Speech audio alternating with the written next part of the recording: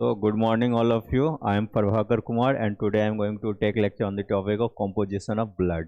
तो बेसिकली जो ब्लड जो हमारा जो है तो फ्लूइड कनेक्टिव टिश्यू है या स्पेशलाइज्ड कनेक्टिव टिश्यू है जो कि हमारा बॉडी में वेरियस कंपोनेंट का ट्रांसपोर्टेशन करता है from one cell to another या from one organ to another organ. तो बेसिकली ब्लड का रोल क्या रहता है? जो blood is a connective tissue that flows through blood vessels. तो आपका ब्लड क्या है? जो आपका फ्लूइड कनेक्टिव टिश्यू है जो कि हमारा बॉडी में जो 3 different types of blood vessels है उसके थ्रू हमारा बॉडी में ओवरऑल सर्कुलेशन करते रहता है। Clear? It helps in transporting oxygen, nutrient, removing waste. तो ये हमारे बॉडी में क्या रोल प्ले करता है? ट्रांसपोर्टेशन में हेल्प करता है। ट्रांसपोर्टेशन मीन्स तो जानते ही हो, कोई भी चीज़ को एक जगह से दूसरी जगह कैरी करके ले जाना।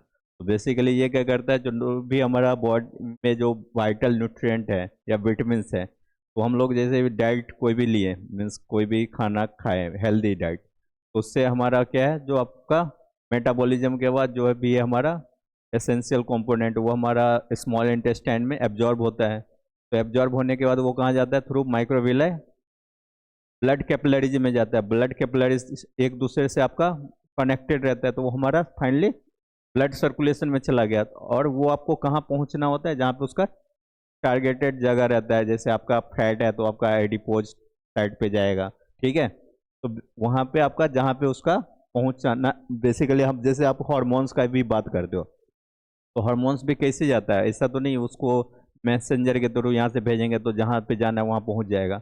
वो भी जाएगा तो उसको कौन लेके जाएगा? आपका ब्लड। क्लियर? इसके अलावा और क्या करता है ये? आपका ऑक्सीजन को भी ट्रांसपोर्ट करके ले जाता है। हम लोग जैसे ये रिस्पिरेशन करते हैं, मीन्स क्या, जो इनहेल करते हैं, तो इनहेल में हमारा जो भी इन्वायरमेंटल ऑक्सीजन को इनहेल करते हैं तो हमारा वो लंग्स में जाके क्या होता है? ब्लड आपका डिफ्यूजन से क्या होता है? जो आपका CO2 के साथ एक्सचेंज हो जाता है, एंड वो O2 लेके कहाँ जाता है? हमारा हार्ट में। फिर हार्ट से पूरा बॉडी में सर्कुलेट करता है।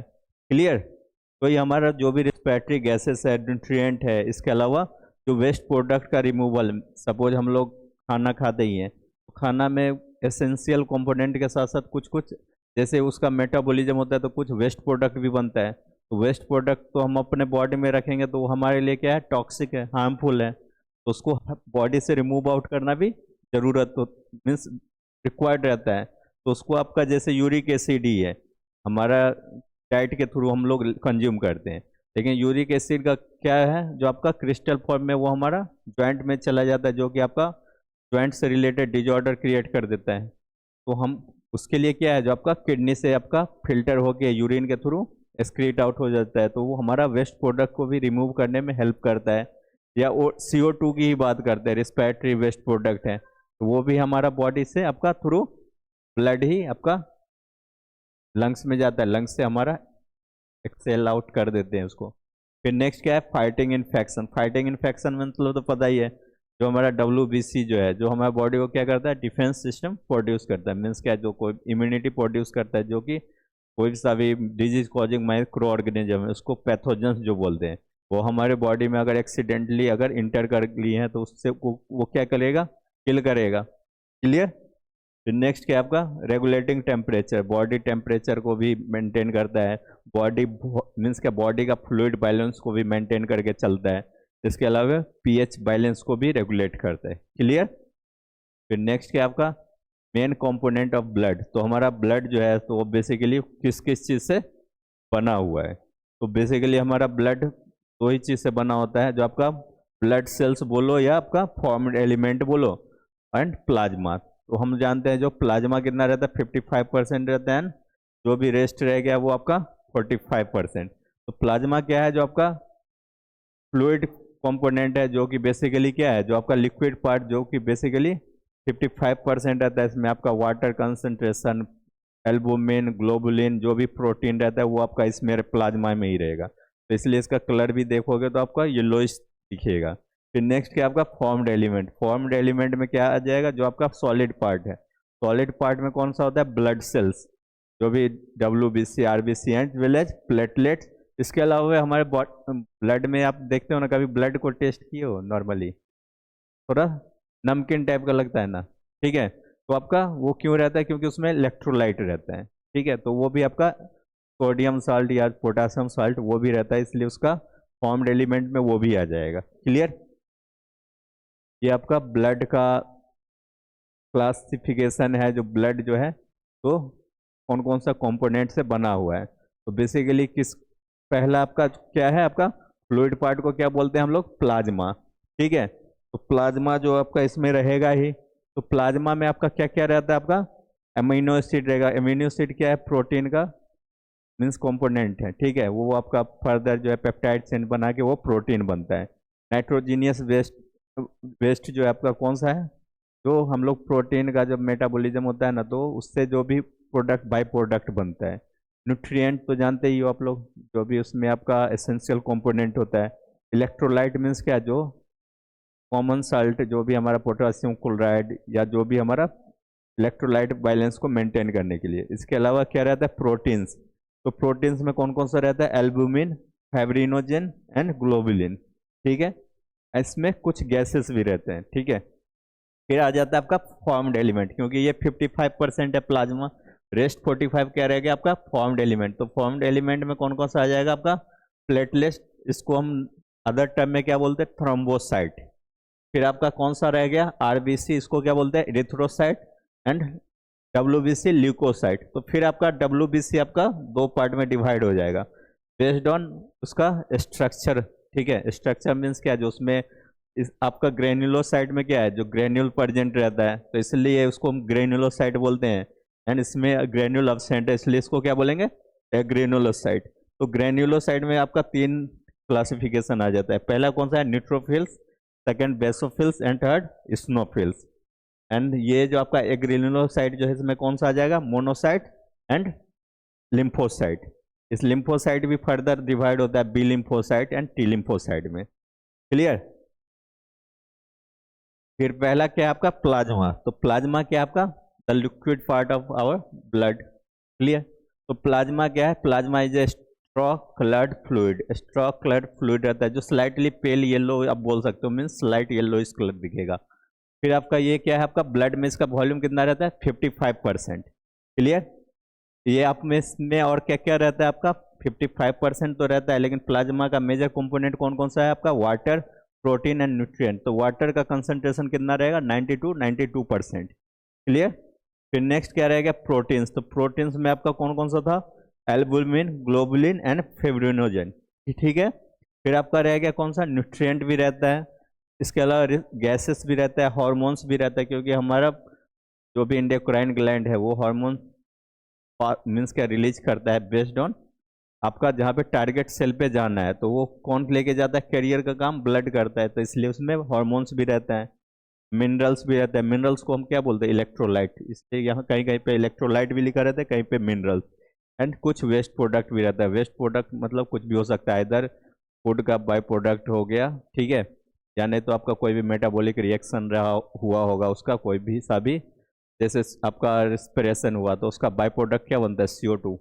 CO2 भी हो सकता है। फिर नेक्स्ट क्या आपका फंक्शन ऑफ प्लाज्मा। प्लाज्मा का फंक्शन क्या है, तो basically it transport nutrient, hormones and waste. ये क्या करता है, ट्रांसपोर्ट करता है। किस चीज़ का ट्रांसपोर्ट, मतलब तो जानते हो कोई भी चीज़ को कैरी करके ले जाना एक जगह से दूसरी जगह। तो न्यूट्रिएंट का, जो भी हमारा बॉडी का जो वाइटल न्यूट्रिएंट है, जो भी प्रोटीन, लिपिड्स, जो भी हम डाइट में कंज्यूम करते हैं उसको भी ट्रांसपोर्ट करता है। हॉर्मोन्स को भी करता है। हॉर्मोन्स क्या है, बायोलॉजिकल मैसेंजर, जो हमारा बॉडी का एक्टिविटी को इन्हेंस करता है, ठीक है, एक्टिवेट या ट्रिगर करता है। फिर नेक्स्ट क्या आपका वेस्ट। वेस्ट तो जानते ही हो आपका, जो भी टॉक्सिक सब्सटेंस जो आपका मेटाबॉलिज्म के बाद जो जनरेट हुआ है। फिर नेक्स्ट क्या आपका, it maintains blood pressure and blood volume. तो ये हमारा बॉडी में क्या करता है, आपका ब्लड वॉल्यूम को भी मेंटेन करके रखता है एंड ब्लड प्रेशर को। अगर ब्लड वॉल्यूम अगर कम जाएगा तो ऑब्वियसली ब्लड प्रेशर भी कम हो जाएगा। ठीक है, ज़्यादा भी होना अच्छा नहीं है, कम भी होना अच्छा नहीं है। अगर ज़्यादा ब्लड वॉल्यूम होगा तो ब्लड प्रेशर भी ज़्यादा होगा। ठीक है, फिर नेक्स्ट क्या आपका, it helps in the blood clotting. Suppose अगर कहीं पे भी हमारा इंजरी हो जाती है, मीन्स कट हो गया या एक्सीडेंट हो जाती है, तो क्या होता है, कहीं पे भी हमारे बॉडी में कट होगा तो ब्लीडिंग पहले स्टार्ट होता है। तो ये क्या करता है, क्लॉट फॉर्म करता है, जिसकी वजह से ब्लीडिंग को प्रिवेंट कर देता है, रोक देता है।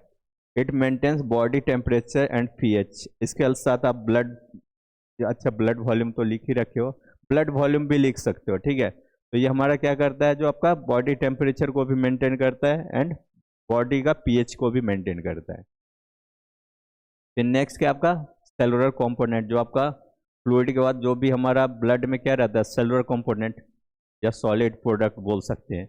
उसमें कौन कौन सा आता है आपका, it formed elements make up 45% of the blood. तो हमारा ओवरऑल 100% अगर ब्लड है तो 55% आपका क्या था, प्लाज्मा। तो रेस्ट 45% क्या हो गया, फॉर्म्ड एलिमेंट या सेलुलर कंपोनेंट बोल सकते हैं, ठीक है। तो इसमें कौन कौन सा आ जाता है, RBC, WBC as well as platelets. फिर नेक्स्ट क्या आपका RBC means red blood cells या इरिथ्रोसाइट। तो ये आपका कैसा शेप होगा, डिस्क शेप रहेगा, बाइकॉनकेव रहेगा। बाइकॉनकेव मीन्स जानते हो, दोनों जो आउटर रीजन थिक होगा एंड मिडिल पोर्शन थिन होगा, क्लियर। इसमें न्यूक्लियस अब्सेंट रहता है। It contains haemoglobin for oxygen transport. तो ऑब्वियसली जो आपका हीमो आपका बाइंडिंग कैपेसिटी किसके पास रहता है, हीमोग्लोबिन के पास। तो हीमोग्लोबिन कहाँ प्रेजेंट रहता है, आरबीसी में। तो आपका हीमोग्लोबिन होने की वजह से क्या करता है, वो 4 आपका ऑक्सीजन या 4 CO2 मॉलिक्यूल को एक साथ बाइंड करके ले जा सकता है, ठीक है। अगर हीमोग्लोबिन नहीं रहेगा तो वो फंक्शनिंग नहीं रहेगा, तो इसलिए। और ब्लड को पिगमेंट भी कौन देता है, हीमोग्लोबिन। रेड कलर जो आपका ब्लड दिखता है वो आपका आपका हीमोग्लोबिन की वजह से। इसमें आपका बेसिकली अगर देखा जाए तो आरबीसी का काउंट कितना रहता है, 5 मिलियन सेल्स पर माइक्रोलीटर ऑफ ब्लड, क्लियर। फिर इसका लाइफ स्पैन कितना रहता है, लाइफ स्पैन मतलब क्या, जो ड्यूरेशन, सर्वाइवल ड्यूरेशन, ठीक है। तो इसका कितना है, 120 डेज का रहता है। फंक्शन इसका क्या होगा, जो आपका ये रेस्पिरेटरी जो भी गैसेस है, CO2 as well as O2 को एक मीन्स क्या, लंग्स से आपका हार्ट से फिर बॉडी, ठीक है, वही प्रोसेस चलते रहता है, क्लियर। फिर नेक्स्ट क्या है, WBC, जिसको हम ल्यूकोसाइड भी बोलते हैं। तो इसका it is also called as leucocyte, defend the body from infection. ये हमारा क्या करता है, जैसे आरबीसी क्या कर रहा था, ट्रांसपोर्टेशन में रोल प्ले कर रहा था। तो ये हमारे बॉडी को क्या करता है, प्रोटेक्शन प्रोवाइड करता है या डिफेंस मैकेनिज्म प्रोवाइड करता है अगेंस्ट पैथोजेंस या फॉरेन सब्सटेंसेस। इसका काउंट कितना रहता है हमारे बॉडी में, 4000 to 11000 सेल्स पर microlitre of blood, clear. And इसका जो है सो बेसिकली 2 टाइप्स था, ग्रेन्युलोसाइट एंड एग्रेनुलोसाइट, ठीक है। फिर नेक्स्ट क्या आपका टाइप्स ऑफ WBC, जो आपका ग्रेन्युलोसाइट एग्रेनुलोसाइट जो था। तो जितना भी है ना, सब आपका इम्यून सिस्टम में ही डिफेंस प्रोवाइड करता है, ऐसा नहीं है जो, क्योंकि ये WBC का ही आपका टाइप है, ठीक है। तो ग्रेन्युलोसाइट में न्यूट्रोफिल्स क्या करेगा, आपका जो भी हमारा बॉडी में डिजीज कॉजिंग बैक्टीरिया इंटर कर लिया तो उसको वो डिस्ट्रॉय कर देगा या किल कर देगा। स्नोफिल्स क्या करेगा, फाइट पैरासाइट्स, जो भी हमारा बॉडी में जो पैरासाइट रहता है ना, ठीक है, उसको वो उसके फाइट करेगा। फाइट करने का पर्पज क्या रहता है, किल करना उसको, ठीक है, जो हमारा बॉडी में कोई भी डिजीज या डिजॉर्डर वो कॉज ना करे। फिर नेक्स्ट क्या आपका वेसोफिल्स, वेसोफिल्स क्या करेगा, रिलीज हिस्टामिन। हिस्टामिन क्या है हमारा बॉडी का मीन्स क्या, जो वो एक तरह से सिग्नल ये देता है, ठीक है, सिग्नल क्या रिस्पॉन्स देता है, जिससे हम एलर्जिक रिएक्शन जिसको बोलते हैं। तो आपका एलर्जिक रिएक्शन किसकी वजह से होता है, जब आपका हिस्टामिन या ल्यूकोट्रिन रिलीज होता है तब। फिर नेक्स्ट क्या है आपका एग्रेनुलोसाइट, एग्रेनुलोसाइट मतलब पता है जिसमें ग्रेन्यूल अब्सेंट रहेगा इसका सेल पे, क्लियर। इसमें कौन कौन सा आ जाएगा, लिम्फोसाइट, लिम्फोसाइट क्या करेगा आपका प्रोड्यूस एंटीबॉडीज, आपका एंटीबॉडीज जो है वो प्रोड्यूस करेगा। लिम्फोसाइट भी 2 टाइप का आ जाता है, B lymphocyte and T lymphocyte, T for thymus, B for bone marrow, ठीक है। फिर नेक्स्ट क्या आपका मोनोसाइट्स, तो मोनोसाइट्स क्या करेगा, इनगल्फ फॉरेन पार्टिकल्स। इनगल्फ मतलब क्या होता है, फेगोसाइटोसिस, मतलब क्या करता है हमारा माइक्रोफेज क्या करता है, जो कोई भी सभी फॉरेन सब्सटेंस होता है उसको क्या करता है, सीधा निगल जाता है। तो ये क्या करेगा, मोनोसाइट आपका engulf foreign particle, foreign particle कुछ भी हो सकता है, जो भी आपका बैक्टीरिया भी हो सकता है या कोई अदर एलर्जेंस भी हो सकता है, क्लियर यहाँ तक। फिर नेक्स्ट क्या है आपका प्लेटलेट्स, प्लेटलेट्स को क्या बोलते हैं, थ्रोम्बोसाइट। तो बेसिकली आपका इसका साइज जो है कैसा रहेगा, आपका स्मॉल डिस्क शेप सेल्स जो फ्रेगमेंटेड फॉर्म में रहेगा, ठीक है। फिर नेक्स्ट क्या है, इसका काउंट कितना होगा, 1,50,000 to 4,50,000 सेल्स पर माइक्रोलीटर ऑफ ब्लड। क्लियर। फिर इसका फंक्शन क्या है, जो क्लॉटिंग एंड स्टॉप ब्लीडिंग, जो हमारा कहीं पे भी इंजरी हो जाती है, ठीक है, आइदर इंटरनल या एक्सटर्नल इंजरी, तो वहाँ पे ये क्या करेगा, आपका क्लॉट फॉर्म करेगा, ठीक है। इसकी वजह से क्या होगा, ब्लीडिंग रुक जाएगा एंड बॉडी का ब्लड वॉल्यूम मेंटेन रहेगा। फिर ये आपका समरी टेबल हो गया, जो हमारा मीन्स क्या, जो ब्लड का कंपोनेंट कौन कौन सा है, तो ओवरऑल प्लाज्मा है, RBC and WBC and well as platelets. तो प्लाज्मा कितना रहता है ब्लड में, 55%। एंड बेसिकली ये क्या करेगा, हमारा बॉडी में ट्रांसपोर्टेशन में हेल्प करता है, बॉडी टेम्परेचर रेगुलेशन, इसके अलावा पीएच को बैलेंस करना, ब्लड वॉल्यूम को बैलेंस करना, ठीक है। फिर नेक्स्ट क्या आपका आरबीसी, आरबीसी का कंसंट्रेशन, सॉरी आरबीसी नहीं होगा, ये ओवरऑल जितना भी ब्लड सेल्स है ना सबका, लेकिन इसमें आरबीसी ज़्यादा होता है इसलिए 45% इसको दिखा रखा है, ठीक है। तो ये आरबीसी रेड ब्लड सेल्स है, ये क्या करेगा आपका, कैरी ऑक्सीजन, ये हमारा मेनली रिस्पिरेटरी गैसेस को ही ट्रांसपोर्ट करने का काम करता है आरबीसी जो है। और इसका शेप तो पता ही है, डिस्क शेप होगा, बाइकॉन्केव एंड न्यूक्लियस अब्सेंट होगा। क्या नेक्स्ट क्या है, डब्ल्यूबीसी या ल्यूकोसाइट बोलते हैं, ये इसमें आपका ग्रेनुलोसाइट, एक ग्रेनुलोसाइट में डिवाइड है, जो कि बेसिकली लेस देन 1% रहता है। क्लियर। ये हमारा बॉडी को क्या करता है, डिफेंस प्रोवाइड करता है। डिफेंस प्रोवाइड करना मतलब क्या, जो कोई भी फॉरेन सब्सटेंस से लड़ने का शक्ति प्रोवाइड करना, या उससे लड़ता है ऐसा बोल सकते हैं, ठीक है। फिर लास्ट वन क्या है आपका, प्लेटलेट्स, प्लेटलेट्स भी आपका लेस देन 1% रहता है ब्लड, पूरा ब्लड वॉल्यूम का, जो कि बेसिकली हमारा क्लॉट फॉर्मेशन में रोल प्ले करता है। तो ओवरऑल जो भी है, तो की पॉइंट क्या कौन कौन सा है, जो ब्लड जो है सो आपका किससे मिलकर बना है, प्लाज्मा एंड फॉर्म्ड एलिमेंट या ब्लड सेल्स भी बोल सकते हो। आरबीसी का रोल क्या है आपका, ऑक्सीजन ट्रांसपोर्ट में।